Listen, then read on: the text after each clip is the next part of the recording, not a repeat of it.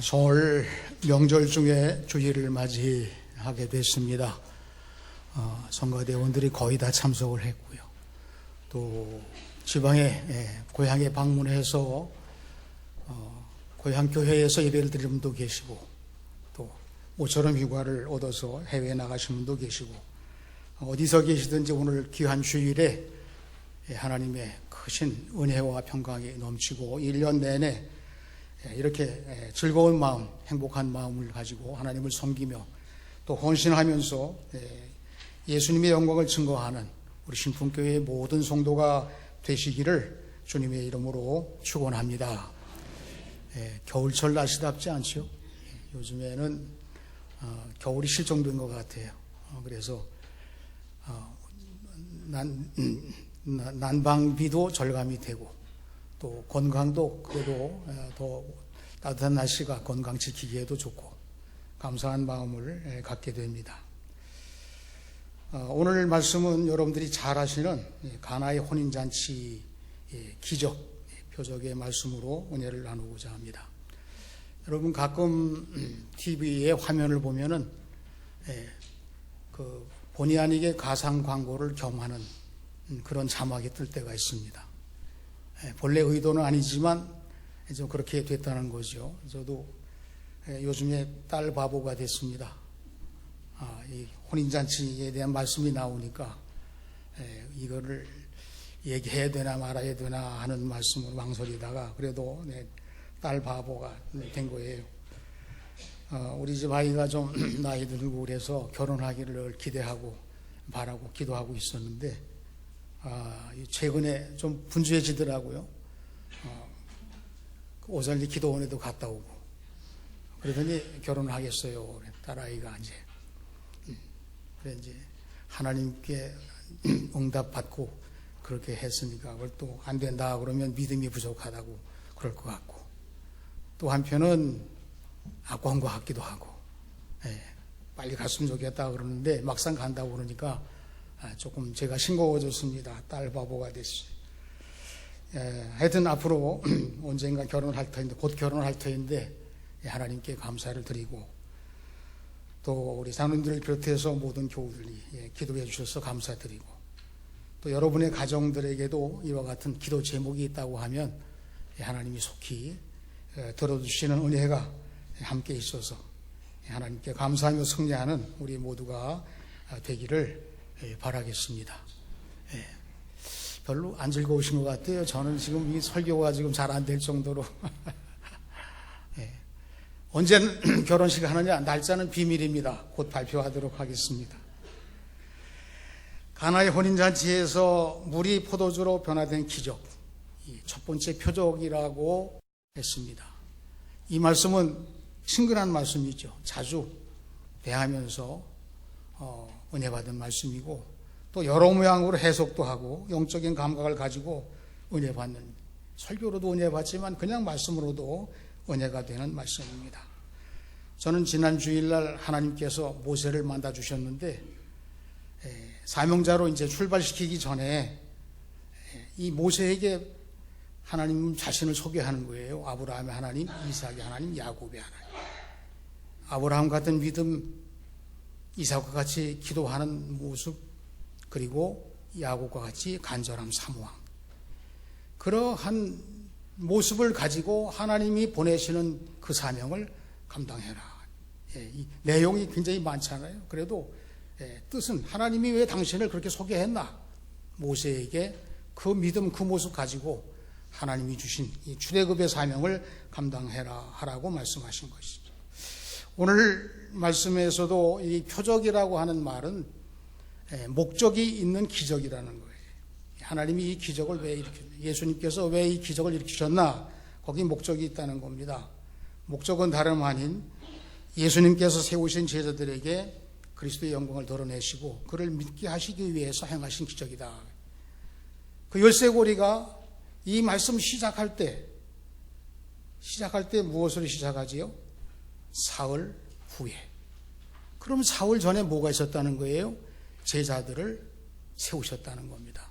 안드레로부터 출발을 해서 베드로, 야고보, 요한, 나다넬, 바돌로메라고 지칭이 되는데 이 제자들을 세우신 후에 이 제자들이 하나님의 아들로 오셨다고 하는 영광을 믿게 하기 위해서 이 기적을 베푸셨다는 거예요. 의도는 그렇습니다. 예수님의 의도는 그런 거예요. 여러분, 오늘 우리가 이 말씀을 특별히 나누는 것은 우리들이 매년 1월달을 맞이하면 헌신을 결단하는 날로 지키는데, 그러면 헌신이 뭘까? 그래서 오늘 제목을 예수님의 영광을 증거하는 사명을 감당하는 것이 헌신입니다. 물론 헌금도 드리고 기도도 하고 여러 모양으로 하나님께 우리 자신이 쓰여지기를 소원하고 쓰임 받는 데마다 하나님의 은혜가 넘치기를 바라기도 하지만, 주님의 영광을 증거하는 자가 되는 게 그게 진정한 헌신이다 하는 말씀으로 오늘 말씀의 주제를 좀 정해 보려고 합니다. 요한복음 1장부터 출발을 해야 돼요. 요즘에 좀 제가 시야를 많이 넓혔습니다. 요한복음 1장이 예수님은 누구신가? 그렇게 출발을 해요.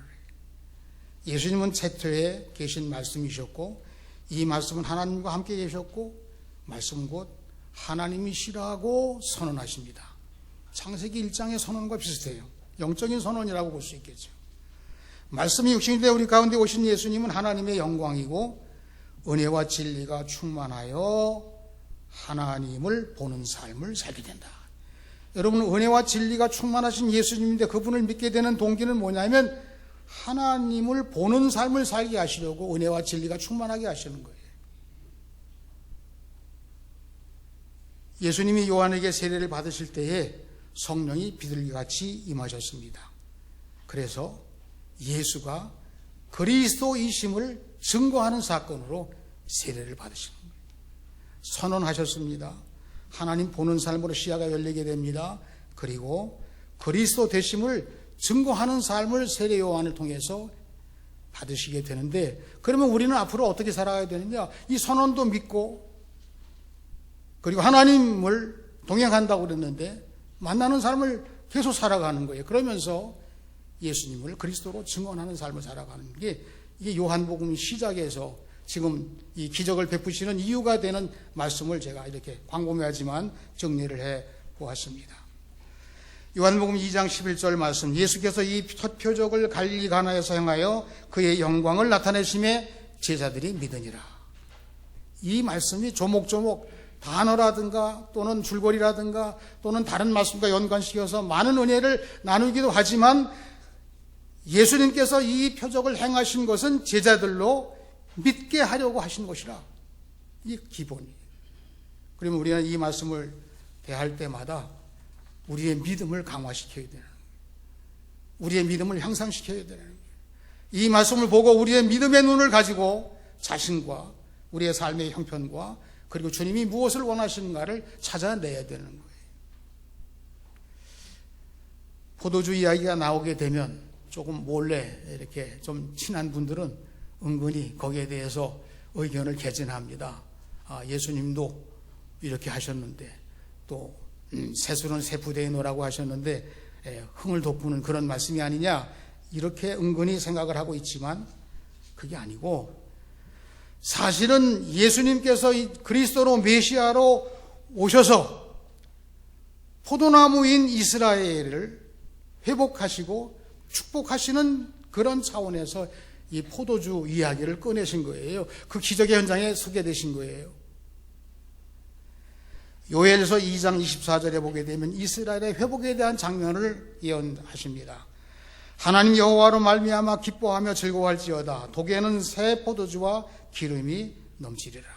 이스라엘이 회복되는 것이 마치 그 항아리에 새 포도주라든가 기름이 넘치는 그게 회복된 모습으로 이스라엘이 곧 포도나무이고 곧 포도주에 해당된다고 하는, 그래서 이 기적을 통해서 예수님이 회복시켜 주신다고 하는 말씀의 이 기적의 바탕을 통해서 지금 말씀하시고 하는 거예요.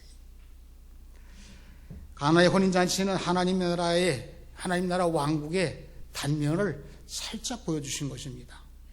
그래서 예수님의 의도, 이 기적을 베푸신 첫 표적이라고 말씀하신 의도가 우리 마음속에 느껴져야 되는 거예요. 예수님을 체험하고 물 같은 삶에서 포도주와 같이 변화된 삶으로 하나님의 영광을 증언하는 자가 되라.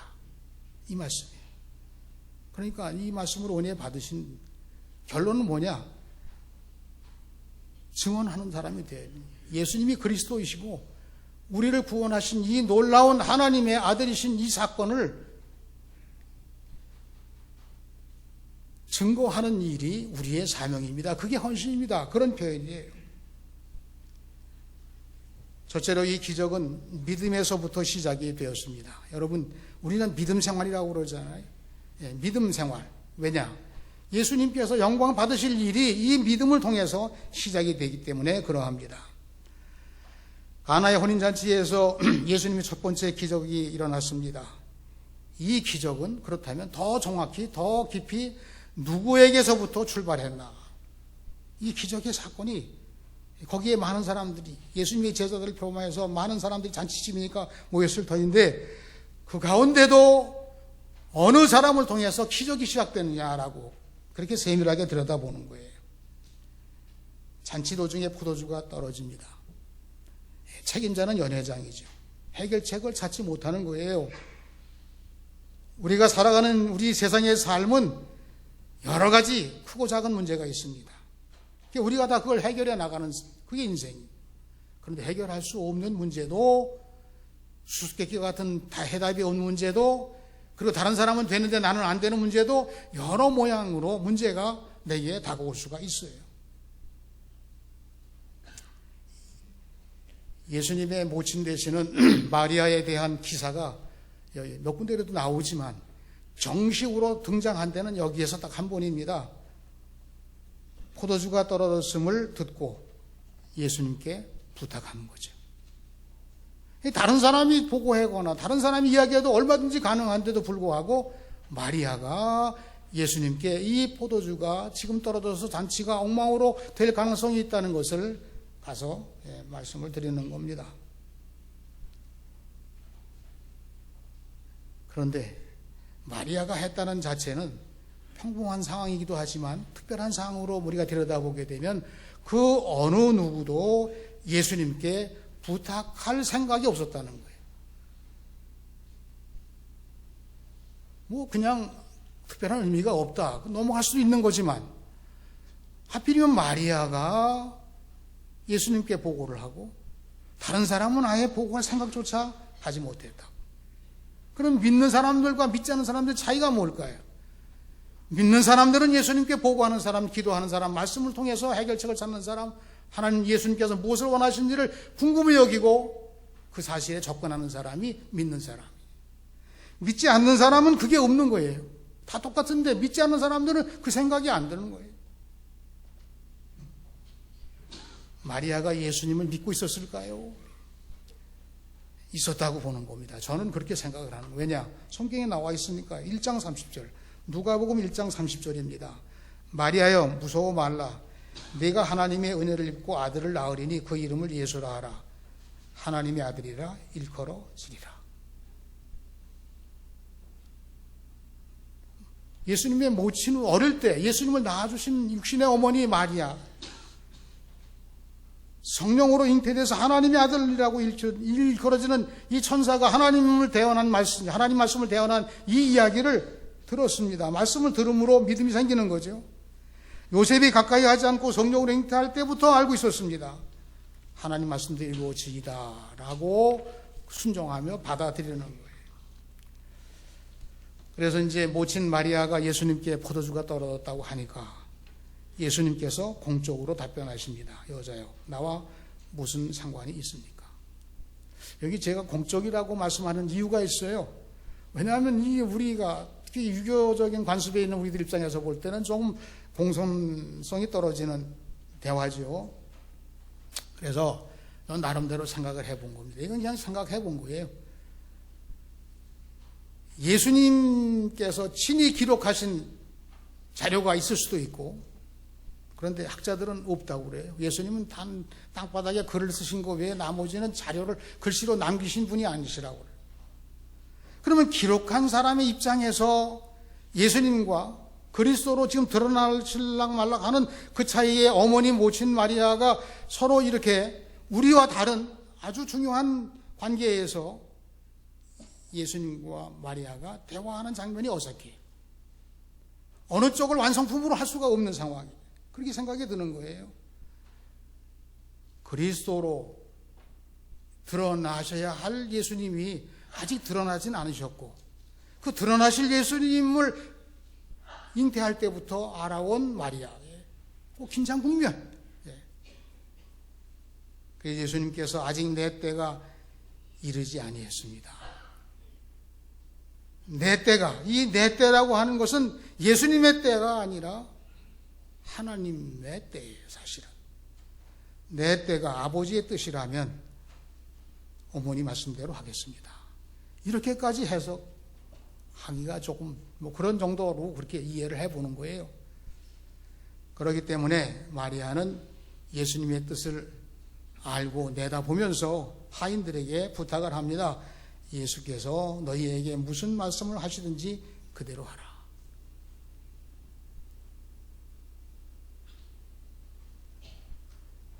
여러분, 그렇기 때문에 예수께서 무슨 말씀을 하시든지 그대로 하라고 하는 이 기적은 마리아의 믿음을 통해 출발하면서 결론은 11절 제자들이 믿으니라, 그렇게 완성이 돼요. 조금 이렇게 좀 그렇죠. 자, 그러면 이제 첫 번째는 마리아의 믿음에 대해서 말씀을 드리고 있습니다. 2020년 동안 2020년도에 여러분, 오늘 이제 헌신의 달로 마지막 결단하는 달이죠. 저는 여러분들에게 믿음으로 하시라는 말씀을 드리고 싶어요. 헌신은 믿음으로 하시는 겁니다.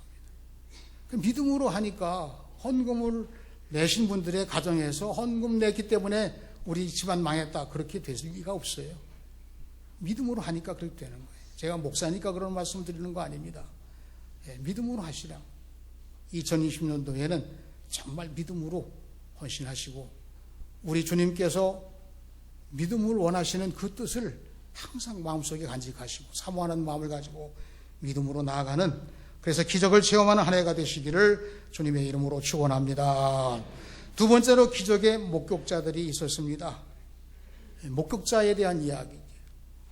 이 증언자가 되려고 하면, 하나님께서 영광 받으시기까지 우리가 증언자가 되려고 하면 목격자 수준으로는 좀 미흡하다는 뜻을 말씀드리려고 하는 거예요.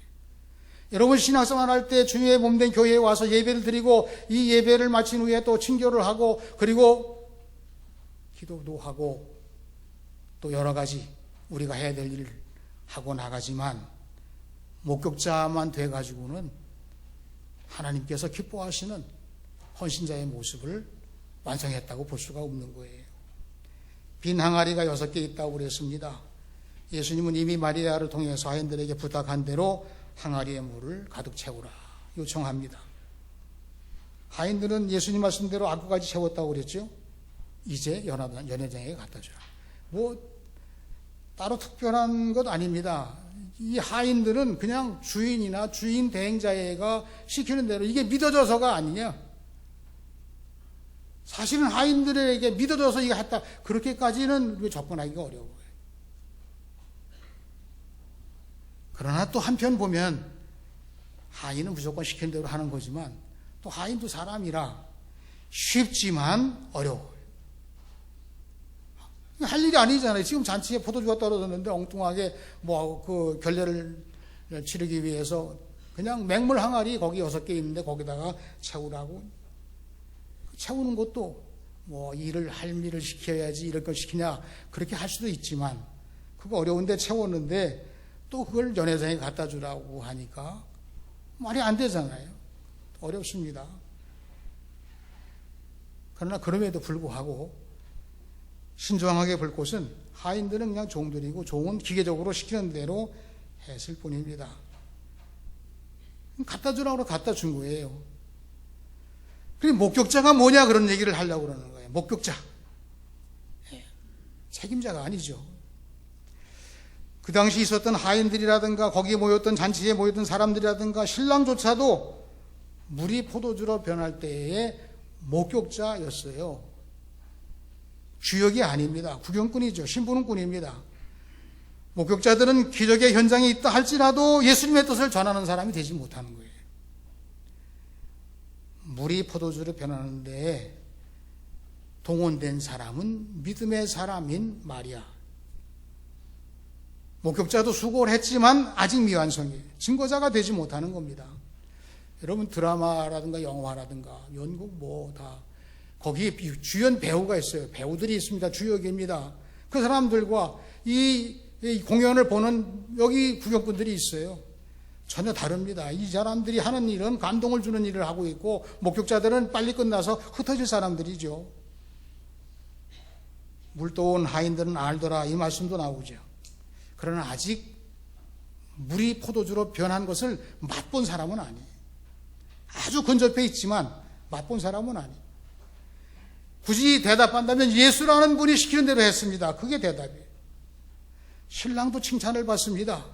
그러나 내가 뭔 한 것도 없는데 포도주 떨어져서 걱정이 지금 한숨을 쉬고 있는 판국인데 좋은 포도주 두었다고 칭찬하는데 그게 무슨 얘기인지 엉뚱해요. 못 알아들은 거예요.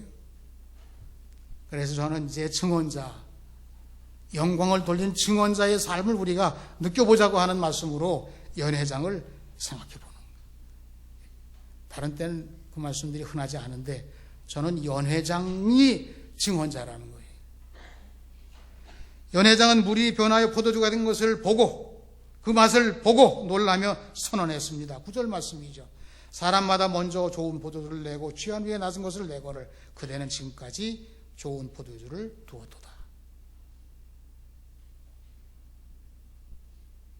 물이 포도주로 변한 사건에 마리아로부터 출발을 했지만 이 변한 포도주를 실제로 맛본 사람은 연회장이에요. 그래서 연회장을 제가 이렇게 해석해 보는 거예요. 교회의 직분자로 생각해 보는 거예요. 연회장이 뭐냐? 그 잔치집 이야기이지만 이 기적을 표적을 우리대로 하면 연회장은 직분자라고, 직책자라고 생각을 해요. 우리 직분 맡은 분들은 한 번 하고 그냥 끝나지 않더라고요. 매년 연임해. 그래서 갈수록 직분자로 경험이 많아져요. 할 일이 많아져요. 그 사람 없으면 일이 잘 안 돼. 포도주가 갈수록 맛이 좋다고, 오래 묵은 포도주가 더 맛이 좋다고. 그래서 연회장이 이 사실을 드러냈어요. 그러면 우리가 연회장이라 한다면 교회가 누구에게 달려있는 거예요? 그 당시로 말하면 예수님께 달려있습니다. 그 말 맞죠. 마리아에게 달려있습니다. 그 말 맞죠. 연회장에게 달려있습니다. 그 말도 맞는 거죠. 연회장이 놀라운 이 선언을 통해서 그 물이 포도주로 변한 그 포도주, 항아리에서 떠온 그 포도주를 순식간에 가족과 신랑과 거기에 있는 사람들 뭐 할 것 없이 너도 나도 다 맛을 보는 거예요. 포도주가 떨어진 그 어려운 상황 전혀 반대죠. 전혀 반대. 전혀 반대. 예수께서 하셨다는 거죠. 예수를 먼저 체험한 사람들이 증언자가 되는 거예요. 예수님의 표적은 믿음을 가진 마리아로부터 출발했다고 말씀드렸습니다. 목격자로 머물러서는 안 된다는 말씀도 드렸습니다. 예수님의 표적은 나 자신이 연회장 걱정할 수밖에 없는 그 이상 해결책이 없던 사람이었던 내가 그 물로 포도주 낸 그것을 맛보고 나서부터 이제는 증언자가 된 거예요. 물이 아니다, 포도주다. 이 포도주는 예수님 기적을 통해서 만들어졌다. 이것을 맛보는 자마다 예수님을 맛보는 자다. 여러분, 우리가 신앙생활 하면서 믿음으로 하는 게 뭐예요? 이 예수님 맛보는 거예요. 이 설 연휴에 주의 날, 거룩한 날 주님 전에 와서 예배를 드리는 이 사실이 너무너무 귀하고 소중한 거예요. 예수님을 맛보고 내가 변화돼서 예수님의 영광을 드러나게 하는 삶이 신앙생활입니다. 네, 여러분들이 다 같이 공감하고 다 알고 계신 일이고 또 우리가 앞으로 살아가야 할 일이고 어떤 일이 있든지 간에 예수님 통해서 중심으로 해서 이 모든 일이 해결되고 완성되고 그리고 하나님께 영광을 돌리는 증언자로 드러나셔야 된다 하는 말씀입니다. 그렇습니다. 다 아시는 말씀이기 때문에 다시 한번 정리해 보는 거긴 하지만요. 예수님만이 우리 삶의 문제를 해결하십니다. 우리 삶의 문제뿐 아니죠. 죄의 문제도 해결하시는 분이십니다. 기쁨을 되찾게 하시고 영광을 돌리는 거룩한 존재로 회복되게 하시는 분은 오직 예수님밖에 없습니다. 영적으로 좋은 포도주로 변화돼서 예수님의 영광의 증언자가 되는 것, 그게 헌신이 아니겠습니까? 라고 말씀을 드리는 거예요. 제가 이 말씀이 이것이 전부라고 말씀드리는 건 아닙니다. 여러 모양으로 여러 가지 은혜를 받을 수 있지만 저는 오늘 연회장을 기준으로 해서 우리가 이 잔치, 이 세상의 잔치도 또 우리가 이 세상의 모든 할 일도 예수님을 체험한 연회장이 돼서 교회도 사회도 세상의 모든 삶도 하나님의 영광을 돌며 증언자가 되는 그런 멋진 믿음의 삶을 살아가는 우리 모두가 되었으면 합니다.